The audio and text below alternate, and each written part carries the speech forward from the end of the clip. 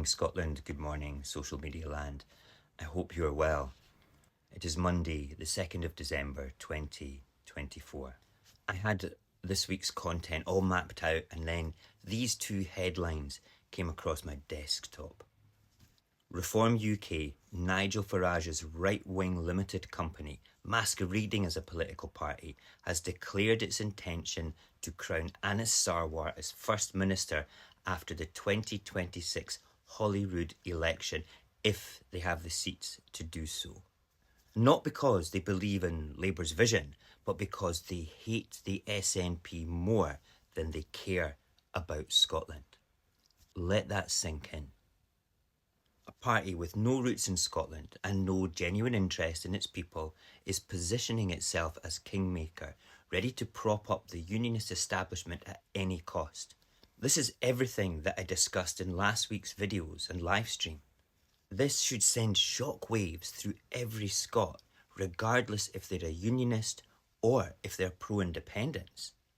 We've already felt the disdain that Labour has for Scotland, and we have seen Keir Starmer cross the House of Commons and walk up the steps to Farage's benches to have a friendly chat with him. The Prime Minister of the UK making an effort to engage with a snake oil salesman political charlatan. Reform UK has openly stated its disdain for the SNP. The SNP being the only party that has consistently pushed the boundaries of devolution to benefit Scots. From securing free prescriptions to fighting for Scotland's voice in the face of Nigel Farage's Brexit chaos, the SNP has delivered its promise to put Scotland first. Can anyone truly believe that Anas Sarwar and the extension of Westminster Labour that he supervises, or any Unionist party in fact, could have fought so hard for the Scottish people, especially one willing to align itself with a party as toxic as Reform UK? This is no exaggeration. Reform UK's ambition to dissolve Holyrood itself, returning Scotland to centralised London control, is high on their priority list. Their rise threatens to shift the balance of power away from pro-independence parties and into the hands of those that would gladly see Scotland's Parliament reduced to a powerless talking shop, or worse still, if Reform had their way. Labour's willingness to even consider this unholy alliance should disgust anyone with a shred of decency. Does Anas Sarwar truly think that he can lead Scotland while shaking hands with the likes of Richard Tice and Nigel Farage? If he's not already growing an ulcer thinking about this, then maybe he's already made his choice. The stakes could not be higher. If Reform UK gains a foothold in Holyrood, they will drag Scotland backward, blocking independence at every turn and entrenching Westminster's control. Could this be, though, the catalyst that sparks the revolution in the wider independence movement to get over themselves and their addiction to politics, and perhaps at last use the tool of our electoral system to install not only a pro-Scottish government, but a strong presence of a pro-Scottish opposition? Or will it be business as usual with a both-vote political hegemony strategy? Do the advocates of both votes not get it? That Reform could present drastically less votes on the list than the present party of government, and gain substantial seats on the list, 14, perhaps more, definitely more, if we still follow that both votes strategy. To ignore this is suicide for the independence movement, and all it would take to fix it is for the SNP to withdraw their list candidates and allow their members to vote for independence parties who has no constituency candidates in their stables at all. This, of course, is a massive leap of faith for the movement, meaning cooperation and not division. Together, though, and only together, can we secure a majority for independence and ensure that Scotland's future remains in Scotland's hands. If we fail to act, Scotland will lose control of Holyrood to parties that actually have no business being in a Scottish Parliament in the first place.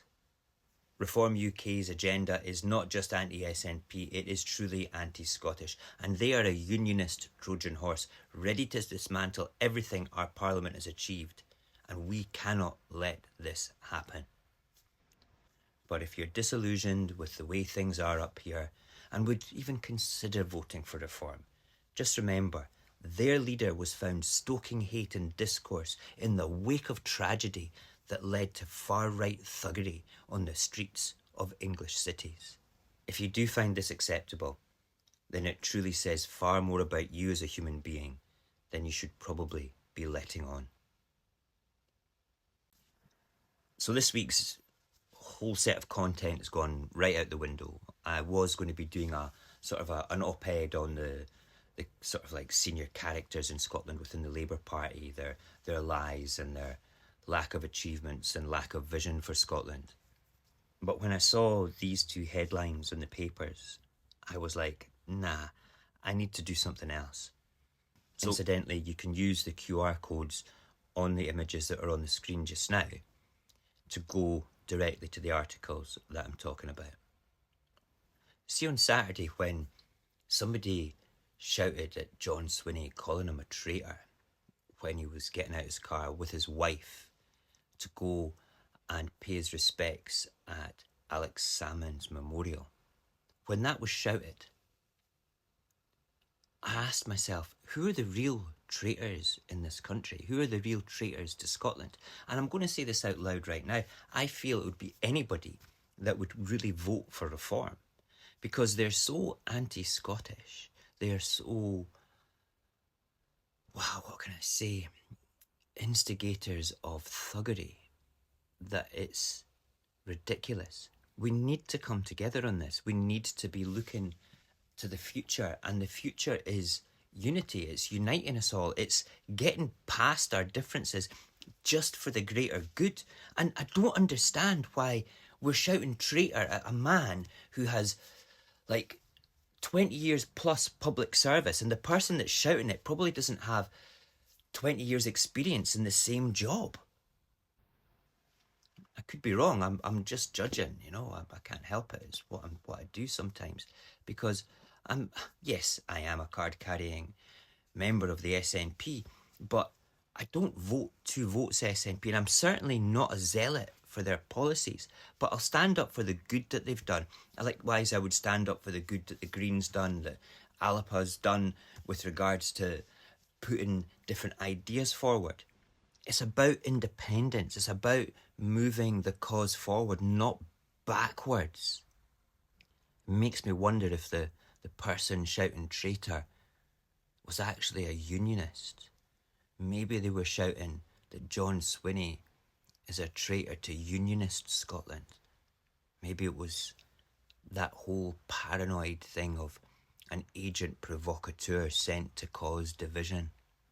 So the theme of this week has drastically changed because of those headlines, and also because of that person shouting traitor. I feel it's necessary to show why the SNP has felt that proving that Scotland can govern herself within the confines of devolution is a positive thing for the independence movement. Basically, it would demonstrate to people that are teetering on yes, that we can do it. We know that we can. We're independence people. We get that. We get drastically impatient that things aren't moving fast enough. But things aren't moving fast enough because of not just the SNP. That's just one pillar in the independence movement. But because of you guys as well. Because of the disunity, the discourse between us all. And that is a huge issue. Politicians will take direction from you and me. They will take direction if we just all stood up and said, no, SNP1, we will campaign for you with SNP1. But do you know what? We are going to vote for a second independence party to ensure that we install an independence opposition in Holyrood. But what's the benefit of doing that? Would you not rather have the SNP or whichever pro-independence parties in government talking to other pro-independence people in opposition rather than Reform, Labour, or the Tories, or that other party that's quite insignificant now? And then on Wednesday, we'll talk about the grassroots. Okay? And then Thursday, we're going to actually have a little more in-depth discussion about the voting system. And then Friday, I've got like a whole bunch of stuff about the voting system that I want to go through with you on the live stream. Can you imagine actually coming out and saying, hey, when we have all these seats on the list in Holyrood, we're going to put the crown on Anas Sarwar's head. We better get it together before 2026. We better get it together before 2026.